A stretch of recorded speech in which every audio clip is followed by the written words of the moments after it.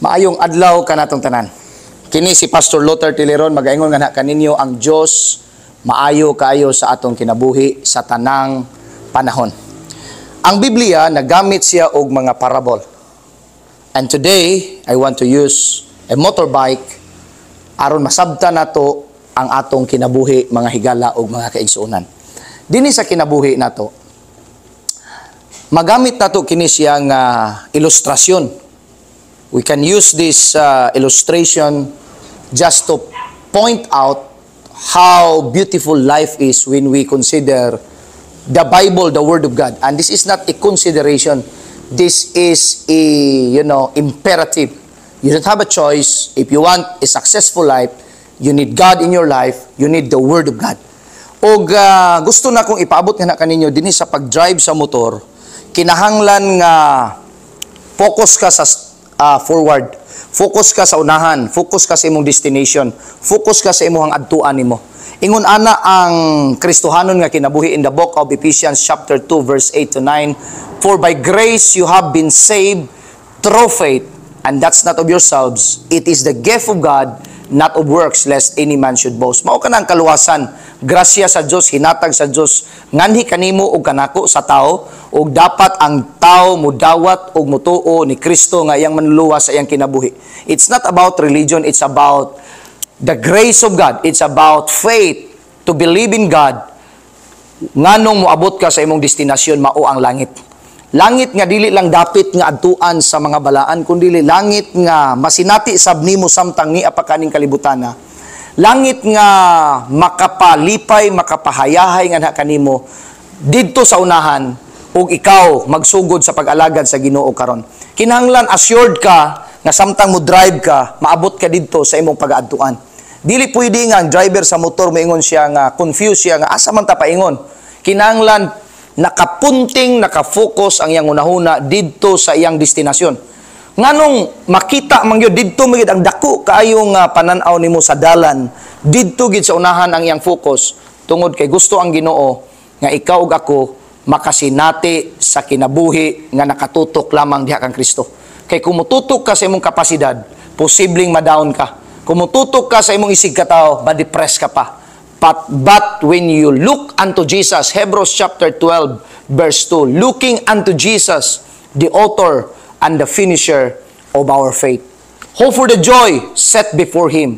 Endure the cross. Siya ang mi-endure. Siya ang milahutay sa Kalbaryo sa cross. Aron ikaw ug ako, mga higalag, mga kaigsuonan, makatagamtam og kinabuhi nga walay katapusan, og kinabuhi nga makahatag kanatog kadasig nga sa ingon ni ana makatabang ka sa imong kaugalingon, sa imong pamilya ug sa ubang mga tao. Higala ug igsuon, siguruha ang kaluwasan nga gihatag sa Ginoo nganha kanimo ug kanako. Tutok dito sa unahan. Ayaw pag lingi-lingi gani sa gisulti ni Jesus nga kung magdaro ang usa ka tawo, kinahanglan dili siya maglingi-lingi sa wala ug sa tuo aron di siya madisturbo. Usahay dunay mga babag sa kinabuhi, dunay mga negative people surround us, mga bashers sa atong kinabuhi. But don't look around them, but stay focused on the cross, the finished work of Jesus Christ, and you can find rest unto Him. You can find help unto Him alone. Si Jesus ra gyud ang makatambal sa ato ang kinabuhi, mga higalag, mga kaigsuonan, nga diin na higwaos sa kalisod o puno sa kabalaka, puno sa kalisod, puno sa pirting luuya gyud kayo, bagsak nga kinabuhi, makasasala, walay nahot, timawa, ubos.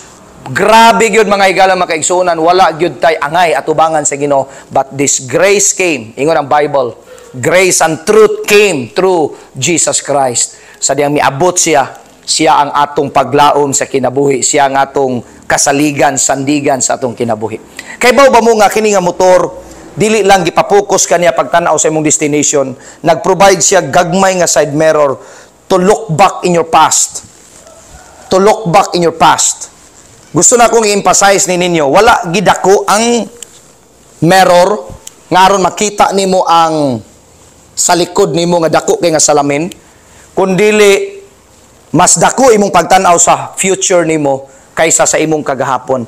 Pwede nimong balikan og lantaw ang imong kagahapon nga usa ka makaluluoy nga tao, usa ka makasasala nga tao. Pero wala nag-advise og naghatag og encouragement ang pulong sa Ginoo nga dako nga samin ang imong kagahapon nga magsigi kag tutok, walay mag-drive sa motor nga nakaingon ani ang porma. Dinhi ang atubangan sa motor unya ikaw didto ka mag-drive. Walay mag-drive nga ingon ana mga higalag mga kaigsunan. Mag-drive ka sa motor, pwede ka mo tan-aw sa imong kagahapon sa gamay nga samin aron lang makit-an nimo nga ingon ani ka kaniadto apan karon gibag-o na kas Ginoo. Pobre kay ka kaniadto apan karon gipahayahay kas Ginoo.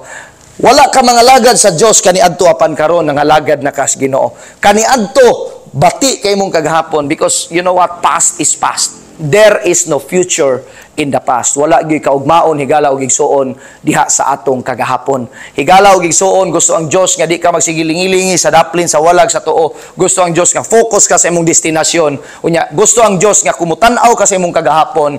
Lilia lang sa makadyot ang imong kagahapon. Just to remind you and make you humble, more humble kung makatan-aw ka sa gamay nga samin diri sa side mirror sa imong kagahapon. Kay lami man sa mutanaw sa side mirror aron ang overtake didto sa wala og sa tuo, mahimong makabantay ka aron di ka madisgrasya. Tan-aw nimo ang imuhang nasa likod.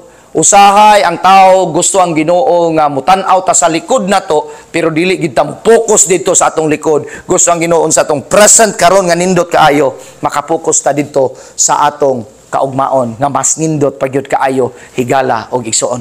Dalaygon ang Ginoo kung na-bless ka ani nga ministry, you can share and you can comment down below. Amen, say amen and heart ang imong reaction, and then pwede nimong i-share nga video aron makakita ang imong friends online og na-bless ka niini higala og igsuon. Dinhi sa Facebook ipakita ni Pastor Luther ang moderno nga klase sa pagkapastor nga dili lang pangrelihiyon kundi kini nga pastor, kini nga klase nga simbahan ipakita nga mao niyang mag-reach out sa mga tao nga nangasakitan, mga tao nga puno sa kagubot ang ilang kinabuhi. Dili kinahanglan nga murag balaan ang atong hitsura og porma. Kinahanglan importante ang content sa mao nga pagkapastor nga diin ang pulong sa Ginoo tinuod siyang kinabuhi. Dili siya mahimo nga binuang ang pulong sa Ginoo kay ang tinuod mga higayon makaigsunan ang kalbaryo sa cross, sa kalbaryo sakripisyo ni Kristo may nagpakahayahay nimo og kanako kung mutuo ka sa pulong sa Ginoo. Salamat kayo sa inyong paglantaw og dalaygon ang ngalan